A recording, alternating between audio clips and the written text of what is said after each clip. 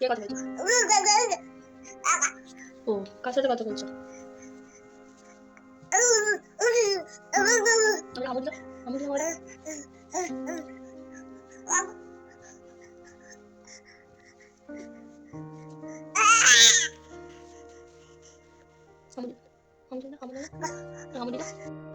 Hello বন্ধুরা, কেমন আছো সবাই? আশা করছি সবাই ভালো আছো। আমার আরেকটা ব্লগে তোমাদের অনেক অনেক স্বাগত। তো সকালবেলায় যখন ব্রেকফাস্ট বানাতে যাব তখন দেখছি যে ম্যাগিও রয়েছে অল্প মতো আর পাস্তাও রয়েছে অল্প মতো। মানে এতটাই কোয়ান্টিটি কম যে যে কোনো মানে একজনাকারই হবে। তো ব্যাস ম্যাগি আর পাস্তাকে একসাথে মিক্সড করে এরকমভাবে সবজি দিয়ে করে ফেললাম। হ্যাঁ, তো এটা আমি মাঝে মধ্যে মানে ইচ্ছা করেও করে থাকি, কারণ এই ম্যাগির সাথে পাস্তা মিক্সড করে এরকম করে মানে খেলে না খুব ভালো লাগে। তো এইটা তো মানে লাস্ট মাসের জন্য এটা করছি, কিন্তু মাঝে মাঝে এমনিও আর কি করে থাকি আমি। তো যেহেতু কম কম ছিল, ওই যেমন চাউমিন করি না, সব সবজি টবজি দিয়ে সস আর ভিনিগার দিয়ে ব্যাস, আর একটু লাস্টে ওই ম্যাগি মশলা দিয়ে নামিয়ে নেবো। তো এরকম করে খেতে কিন্তু ভীষণ ভালো লাগে। আর আমি কিন্তু চাউমিনের মধ্যে ওই বেশি সস টস এসব দিই না, খালি সসটা দিই। সস দিলে কিন্তু বেশ টেস্টটা লাগে আর কি, ওই জন্য আর কি দিই। আর হচ্ছে ভিনিগারটা দিই কারণ কেন বলো তো, কারণ ভিনিগারটা দিলে একটু ছাড়া ছাড়া ব্যাপারটা হয়, তো ভালো লাগে। আর লঙ্কার বদলে আমি মানে লঙ্কা দিই মাঝে মধ্যে। আর কাঁচা লঙ্কা যেহেতু আমাদের অতটা খাওয়া হয় না, মানে কাঁচা লঙ্কা কি মানে কোনো রকম লঙ্কাই খাই না আমরা, মানে লঙ্কা গুঁড়োও খাই না। ঝালটা আমি খাবারে কমই দিই, কারণ শ্রীনিকাকেও ওর মধ্যে থেকে আমি একটু একটু করে দিই। তো এবার সব খাবারে যদি ঝাল মানে থাকে তো দেওয়া যায় না আর কি। আমরা যখন খেতে বসি না, ও তখন আমাদের সাথে বসে, তো ওকে আমি একটু একটু করে যেহেতু দিই, ওই জন্য আর কি ঝালটা আমি এখন ইউজ করি না। তো এই যে এটা দিচ্ছি, এটা আমি একটু গোলমরিচ গুঁড়ো দিয়ে দিলাম। তো গোলমরিচ গুঁড়ো দিলে পরে কিন্তু চাউমিন বলো পাস্তা বলো ভালো লাগে খেতে বেশ। আর গোলমরিচের একটা হালকা সেন্ট টাইপের হয় না, তো ওটাও যখন এর মধ্যে মিশে যায় তখন কিন্তু একটা ভালো ফ্লেভার আসে। তো দেখো এই সকাল সকাল এইগুলো মানে আর কি ব্রেকফাস্ট বানিয়ে এরপরে আমি রান্নার দিকে যাব আর কি দুপুরে। তো দুপুরে আজকে জানো তো বেশি কিছু করিনি, মানে শুধুই আর কি মানে নর্মাল ছেড়ে দিয়েছি আর কি, বেশি মানে তরকারি কিছু করিনি আর কি। তো এই ব্রেকফাস্টটা করার পরে এরপর একটু আমরা করে নিয়েছিলাম হচ্ছে কুমড়োর ছেচকি করেছিলাম আজকে। তো কুমড়োর ছেচকিটা করা খুবই ইজি, কিছুই না। ওই তোমার কুমড়োটাকে সরু সরু করে কেটে, যেমন আলু ভাজা কাটে না ওই রকম করে কেটে এর মধ্যে ওই তেলের মধ্যে কালো জিরে আর ফোড়ন দিয়ে ব্যাস নুন হলুদ দিয়ে হালকা করে ভাজা ভাজা করে নিলেই হয়ে যাবে। আর কেউ কেউ লঙ্কা চাইলে অ্যাড করতে পারো, মানে একটু ঝাল ঝাল ভালো লাগে। আর মিষ্টিটাও একটু হালকা অ্যাড করবে, তো ভালো লাগে শুকনো ভাতের সাথে খেতে।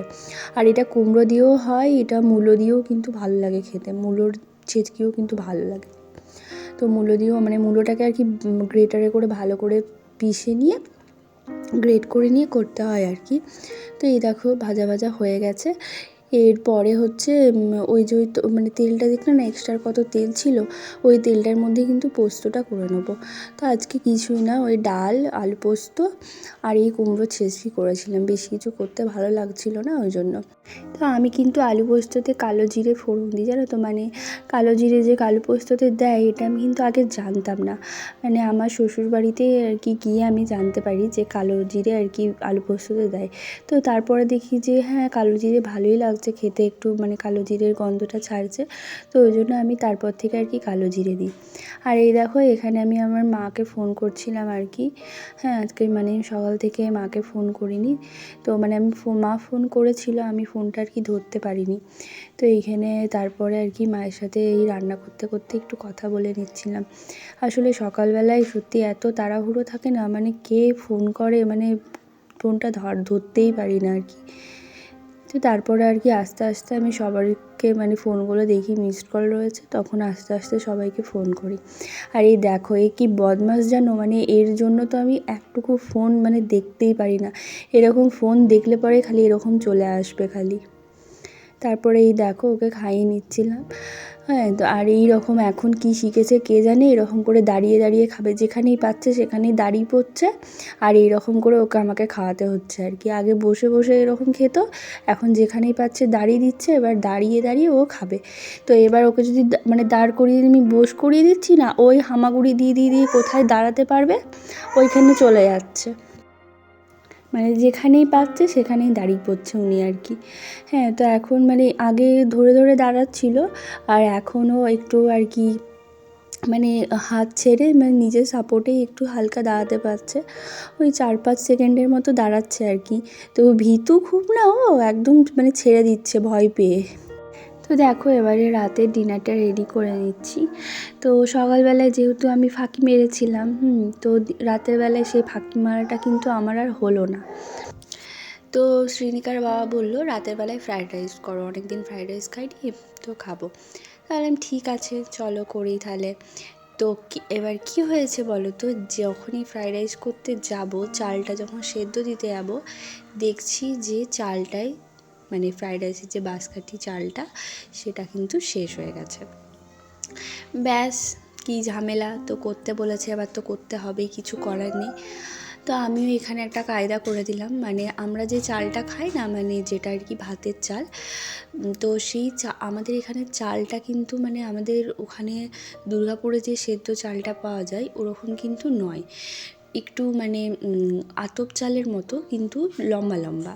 তো ওই চালটা দিয়েও কিন্তু ফ্রায়েড রাইস করলে পরে বেশ ভালোই লাগে, একটু ছোটো ছোটো চালটা কিন্তু ভালো লাগে। তো আমরা যে চালটা খাই সেটা হচ্ছে জিরা সার, তো ওইটাও কিন্তু ভালো লাগে করলে। আর ফ্রায়েড রাইসের চালটা কি একটু লম্বা লম্বা, তো একটু খেতে টেস্ট লাগে, কিন্তু এই দিয়ে চালটা দিয়েও করলে কিন্তু খারাপ লাগে না। ব্যাস, আমিও আমরা এই চালটা দিয়ে করে দিয়েছি, ফ্রায়েড রাইস তো হলো, চালের সাথে আর কি সম্পর্ক রয়েছে, টেস্ট হলেই হচ্ছে। তো মোটামুটি ভালোই হলো। তো এরকম করে আর কি সবজি টবজি দিয়ে করে নামিয়ে নিয়েছিলাম। ব্যাস এরপরে রাতের বেলায় আর কি ওই ফ্রায়েড রাইস করেছিলাম। হ্যাঁ, আর এর সাথে আর যেহেতু ফ্রায়েড রাইসটা আমি একটু সবজি আর কি মশলা করে করি, তো এটার সাথে কিন্তু আর কিছু লাগে না, শুধু এটাই কিন্তু খেতে ভীষণ ভালো লাগে।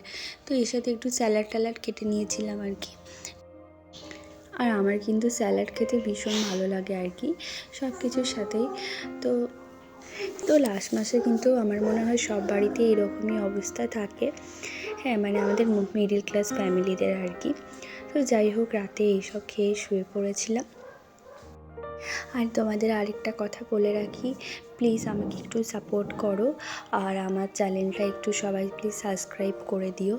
হ্যাঁ, তোমাদের ভালোবাসাতেই আমি এখন যেন এগিয়ে যেতে পারি।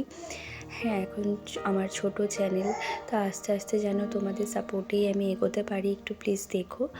আর অবশ্যই কিন্তু একটু লাইক আর কমেন্ট করো, আমার ব্লগটা তোমাদের কেমন লাগছে কি না, এগুলো আমাকে একটু কমেন্ট করে তোমরা জানিও।